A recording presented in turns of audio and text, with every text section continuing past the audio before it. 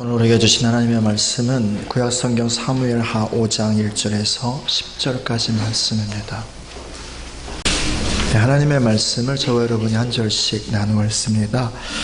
이스라엘 모든 지파가 헤브론에 이르러 다윗에게 나와 이르되 보소서 우리는 왕의 한 고륙이니이다.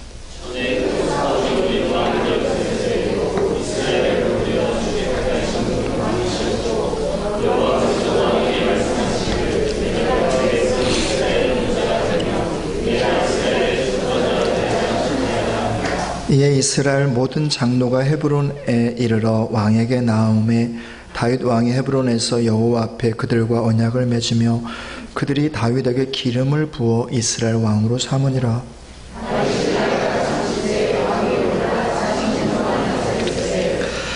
헤브론에서 7년 6개월 동안 유다를 다스렸고 예루살렘에서 33년 동안 온 이스라엘과 유다를 다스렸더라.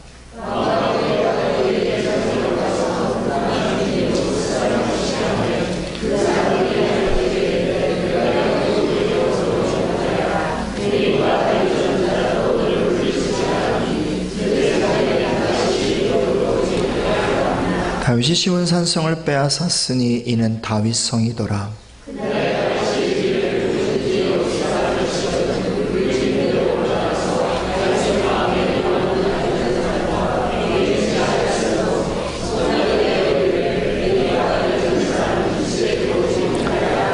다윗이 그 산성에 살면서 다윗 성이라 이름하고 다윗이 밀로에서부터 안으로 성을 둘러싸으니라.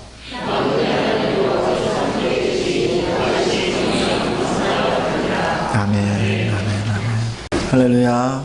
우리 하나님께 영광의 박수를 드리겠습니다. 아멘, 아멘. 우리 옆 사람 축복합시다. 사랑합니다. 축복합니다.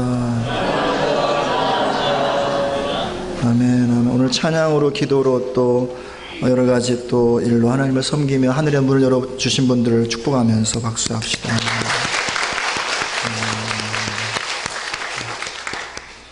음.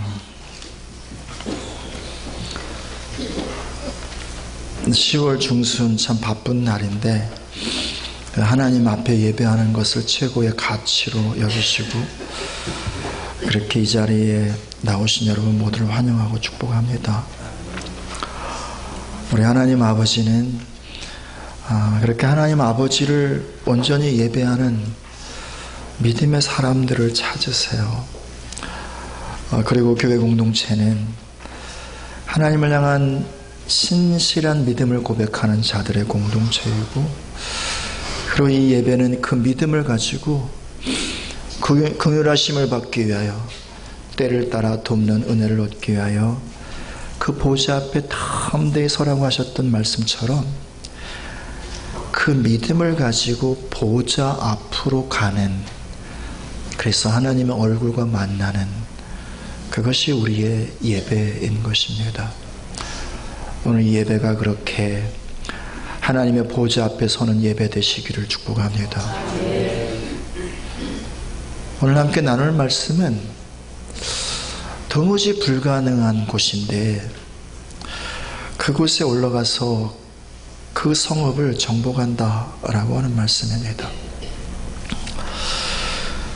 결코 올라갈 수 없는 곳이라고 하면 사실은 지난날 많은 실패가 있었다라는 것을 전제하는데 왜 올라가는 것입니까? 안 될 거 뻔히 알면서 말이죠.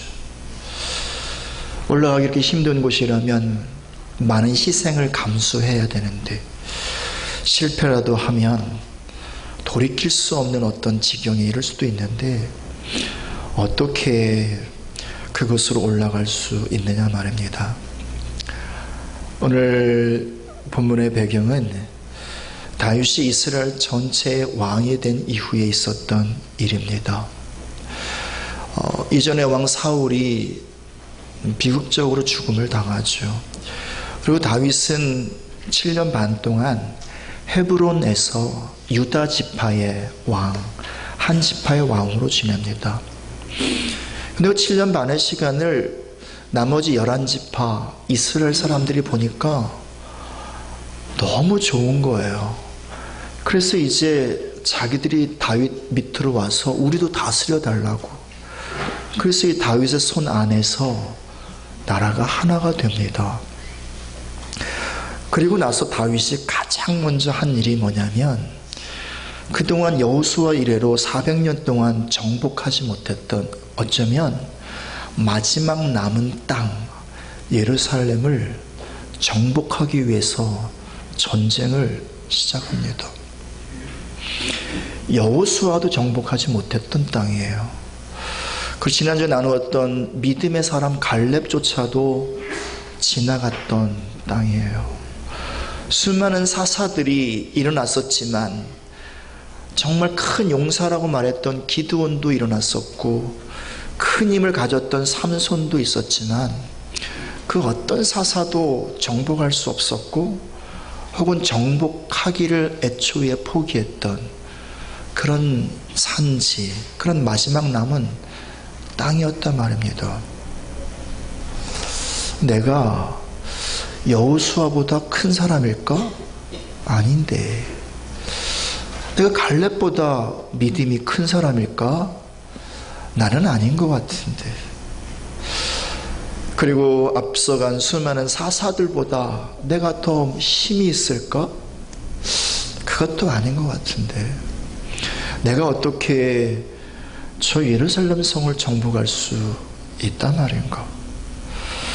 그래서 믿음이 연약하면 상황과, 그리고 상황 속에 있는 정보와 그 들려오는 소리들, 거기에 너무 많은 마음을 쓰게 됩니다. 그래서 하나님으로부터 자꾸 시선이 다른 정보로 그렇게 흘러가게 되죠. 실제로 이 예루살렘 성은 난공불락의 성인 거예요.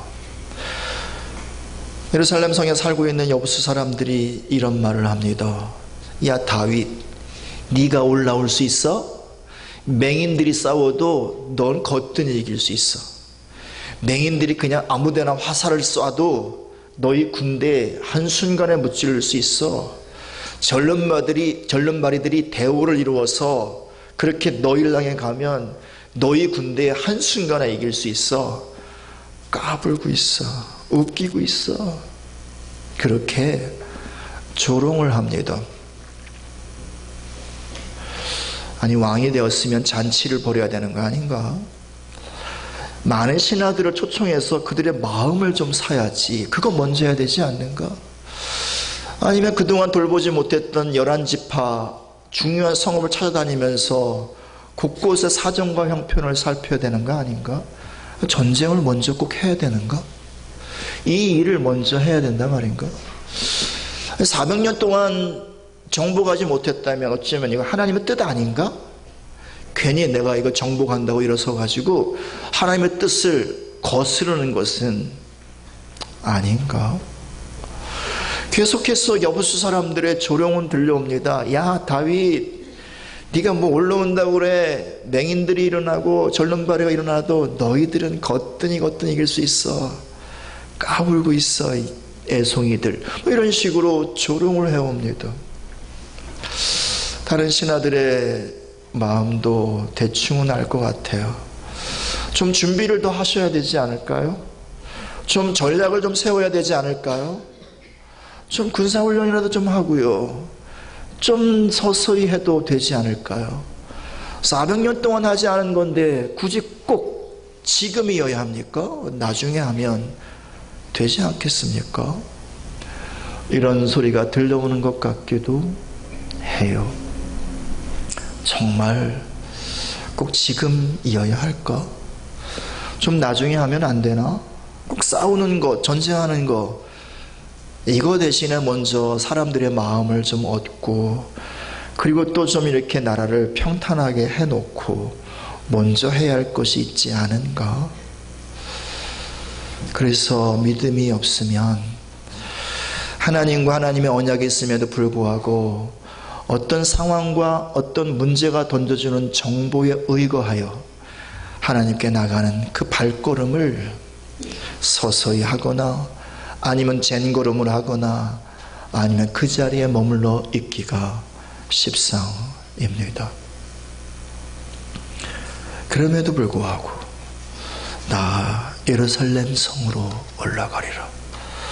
이 마지막 남은 산지, 지금까지 400년 동안 누구도 정복할 수 없었던 천혜의 요새 난공불락의 이 성읍을 정복하러 올라가리라.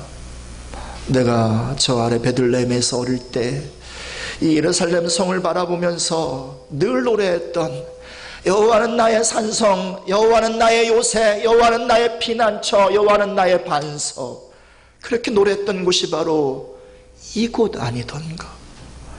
우리 믿음의 조상 아브라함이 그 아들 이삭을 번제로 드렸던 모리아 산이 바로 이곳 아니던가. 내 하나님께서 아브라함에게 기업으로 주었고 우리 이스라엘 백성들 가운데 언약으로 주었고, 그리고 하나님께 예배하기로 그렇게 예정되어 있는 장소가 바로 이곳 아닌가. 그래서 내가 이 성을 정복하다 목숨을 잃어버리는 한이 있을지라도 내가 이 성으로 올라가리라. 이 성읍 정복하다 실패하여 조롱거리가 되고, 그리고 내 통치권에 심각한 손상, 리더십의 손상을 입는다 할지라도 내가 그 성읍 예루살렘으로 올라가리라.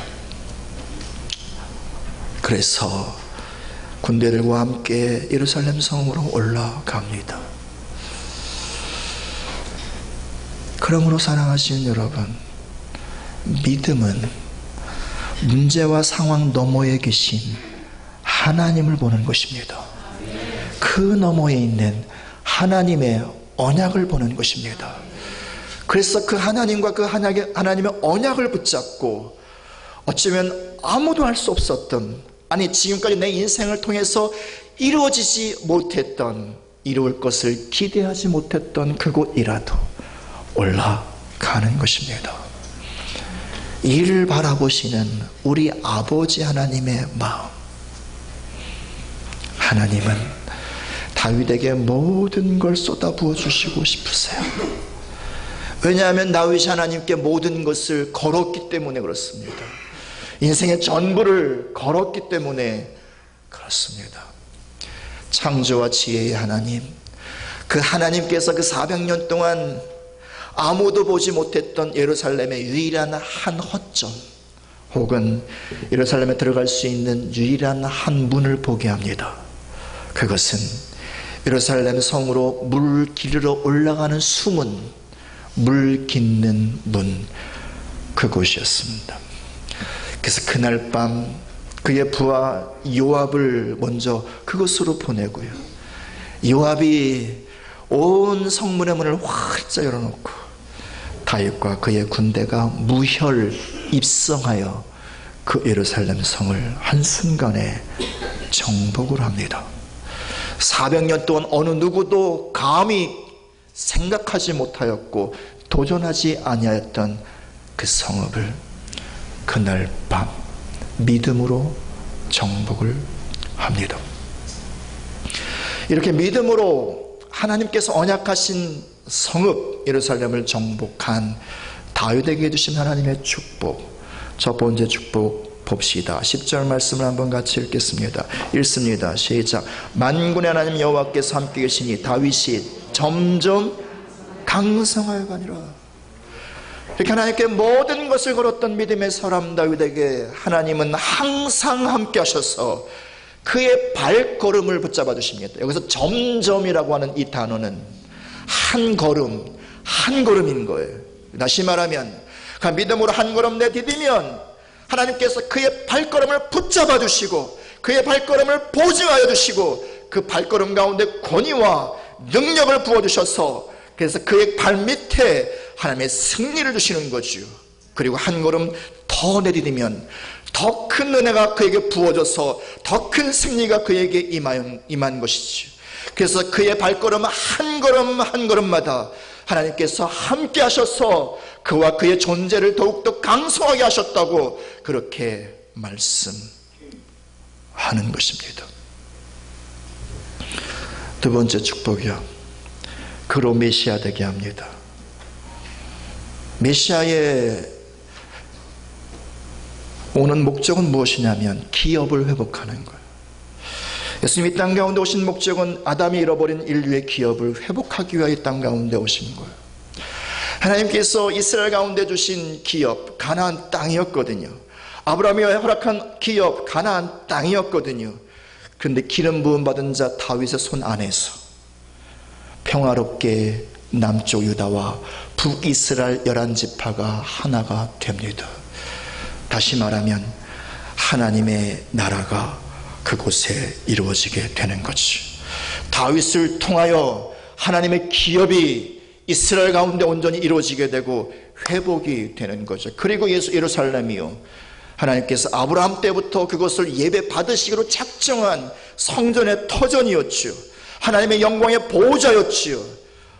그것을 다윗의 믿음을 통하여 하나님께서 회복하시고, 그리고 그의 아들 솔로몬을 통하여 성전을 바로 시온 그곳에 짓게 하시고, 하나님의 보호자, 하나님의 통치의 장소 삼으셔서, 그래서 이스라엘을 다스릴 뿐만 아니라 열방 가운데 하나님의 축복과 은혜를 풀어 놓으시는 하늘의 보호자 삼으시죠. 그래서 다윗을 메시아의 그림자라고 이야기하고, 다윗을 보면서 예수 그리스도가 어떤 분인지 알게 되는 것이죠. 그러므로 사랑하시는 여러분, 믿음은 현실 너머에 계신 하나님을 보는 것입니다. 그리고 상황 너머에 있는 하나님의 언약을 절대적으로 신뢰하고, 그리고 한 걸음 한 걸음을 걸어가는 것입니다.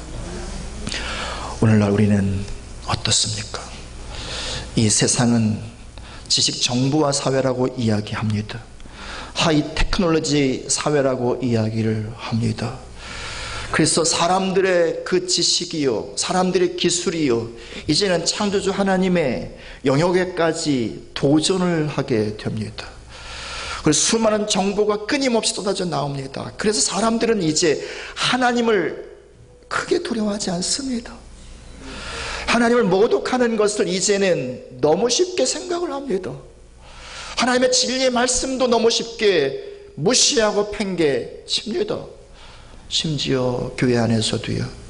이런 세상 속에 살며 세상에 물들었던 수많은 사람들이 교회에 들어와 이제는 하나님의 능력과 하나님의 언약보다는 세상에 말하는 정보를 더 신뢰하고 더 우선시할 때가 많습니다.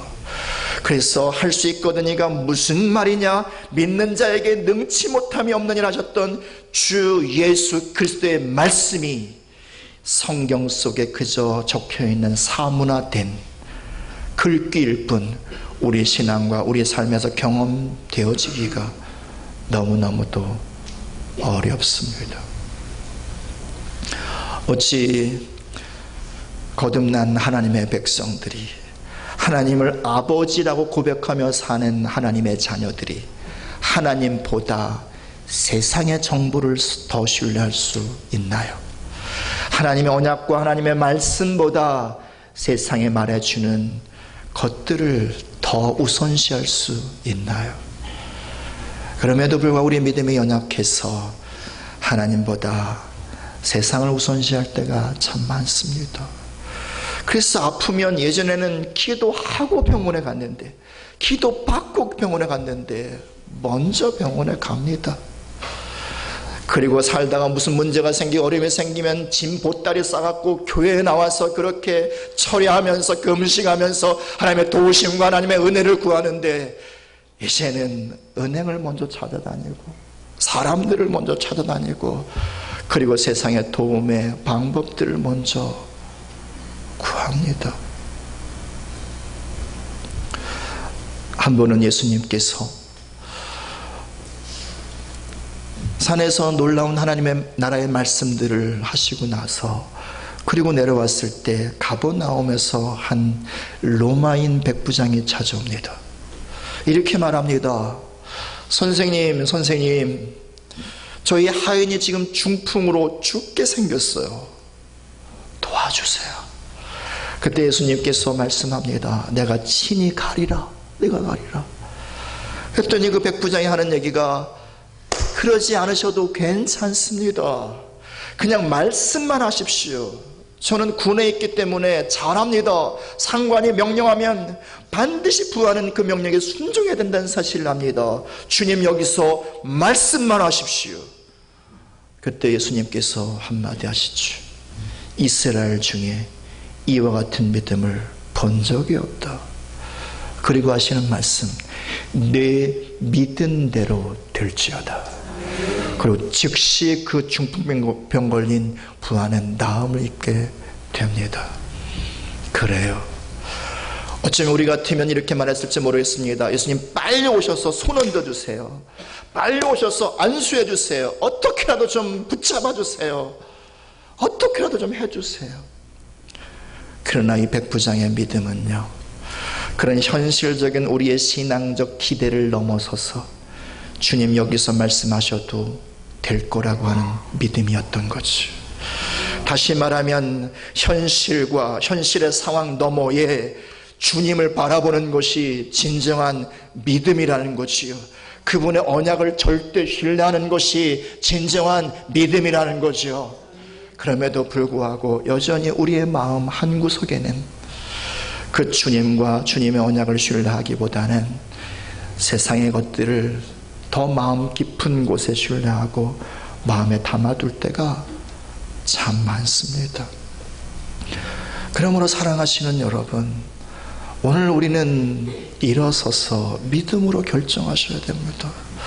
내가 이제는 내 삶의 상황과 환경 너머에 계신 주님을 바라보리라. 나의 할 수 없음과 나의 연약함을 넘어서 계시는 전능하시는 내 아버지 하나님을 바라보리라. 그리고 세상에 끊임없는 정보들, 나는 할 수 없다고, 이건 불가능하다고 말하는 그 정보 너머에 계신 하나님의 언약을 믿음으로 바라보리라. 그렇게 힘들고 어려우셔도, 정말 절망스러운 상황이 코앞에 겹겹이 쌓였을지라도 이 믿음을 결정해 주셔야 합니다. 그렇게 믿음으로 결정할 때 이 믿음이 우리의 신앙을 한 걸음 더 앞으로 가게 할 뿐만 아니라 하나님의 역사를 우리의 삶 가운데 실제되게 할 것입니다. 이 믿음을 바라보시는 하나님 아버지, 다윗의 삶의 발걸음마다 함께 하셨던 그 하나님께서 우리의 삶의 발걸음마다 함께 하실 것입니다. 다윗이 늘 노래했던 것처럼 여호와는 나의 반석이십니다. 나의 산성이십니다. 나의 요새이십니다. 그렇게 고백했던 것처럼 우리의 삶 속에서 끊임없이 하나님을 향한 이 믿음의 고백, 하나님은 나의 산성이십니다. 나의 요새이십니다. 나의 방패이십니다. 이 노래를 하게 하실 것입니다. 그러므로 사랑하신 여러분, 다시 세상에 돌아가 살다 보면 여전히 큰 문제들이 앞을 가로막고 나의 연약함 때문에 이 믿음이 또 작아지고 이 믿음이 또 연약해지는 그 순간에도 다시 일어나서 아니야, 내가 이 너머에 계신 하나님을 바라봐야지, 그분의 언약을 신뢰해야지, 그렇게 계속해서 일어나시기를 축복합니다. 믿음이 연약하면 하나님을 부분적으로 신뢰하지만 온전한 믿음은 절대적으로 너머에 계신 하나님을 신뢰하는 것입니다. 그럴 때 하나님께서 우리의 삶을 점점 더 강성하게 하실 것입니다. 어쩌면 육신은 후패하고 세상은 더 큰 어려움이 있을지 모르겠지만 우리 영혼은 점점 더 주님으로 채워지게 할 것입니다. 그래서 우리 영혼 가운데 하나님을 향한 끊임없는 찬양과 영광의 예배가 드려지게 할 것이고, 우리 마음의 구석구석마다 그 주님의 아름다운 성품과 그 주님의 향기로 가득 채우게 하실 것입니다. 흰머리가 늘어나긴 하겠지만 그 얼굴은 백합화처럼 그렇게 환하게 펴서 나이가 드시면 드실수록 더 아름다워지시고 더 멋져지시고, 그래서 후배들에게 이렇게 사는 것이 믿음의 삶이라고, 이것이 믿음의 길이라고 감히 말해줄 수 있는, 감히 보여줄 수 있는 그런 믿음, 그런 삶 되게 하시는 것이요. 더 나가서요, 하나님께서 우리에게 주신 기업을 회복하게 하세요. 여러분 각자에게는 하나님의 기업이 있으세요. 우주와 만물, 이 땅의 모든 것은 다 하나님께서 이유와 목적을 가지고 창조하셨어요. 그런데 이 소중한 우리의 생명을 우연히 창조하셨을까요? 우리 한 사람 한 사람을 향한 하나님의 계획이 있으세요. 창조의 목적이 있으세요. 이것을 우리는 우리에게 주신 기업이라 말할 수 있는 거예요. 다른 말로 말하면 내 인생과 내 생명의 시간을 통하여 이루시기 원하신 하나님 나라의 영토, 하나님의 나라의 현장, 이것이 우리 존재와 우리 인생 가운데 주신 기업인 것이죠. 세상의 모든 사람들은 생명을 유지하기 위하여 삽니다. 생명 주신 것 가지고 생명 보존하기 위해서 삶의 소중한 시간과 소중한 에너지들을 낭비하며 삽니다. 그러나 우리의 부르심은 그 생명을 갖고 하나님 나라를 이루라고 부르신 것입니다.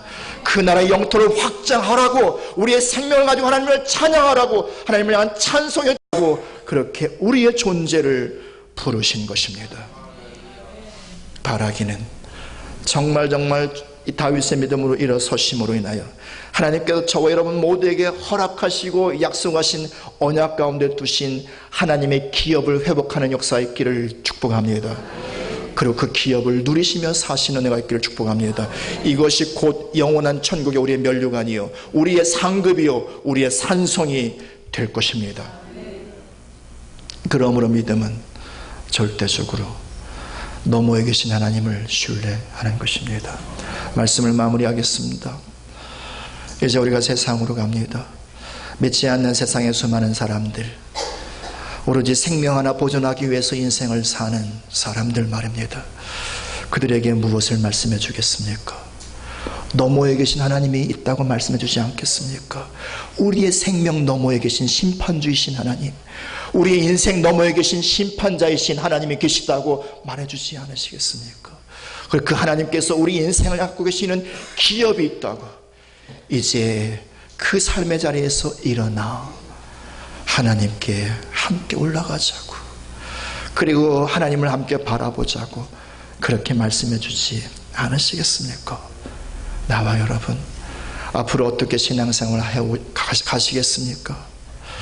정말 다윗처럼 그렇게 그 너머에 계신 하나님을 향한 절대 신뢰와 그 언약을 향한 절대 믿음을 가지고 삶의 한 걸음 한 걸음을 걸어가 보지 않으시겠습니까?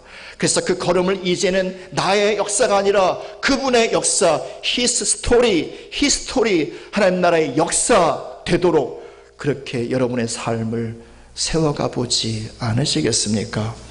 우리 새하늘교회에 대하여 뭐라고 말하시겠습니까? 어떻게 이런 교회를 세워 가시겠습니까? 다윗의 믿음처럼요.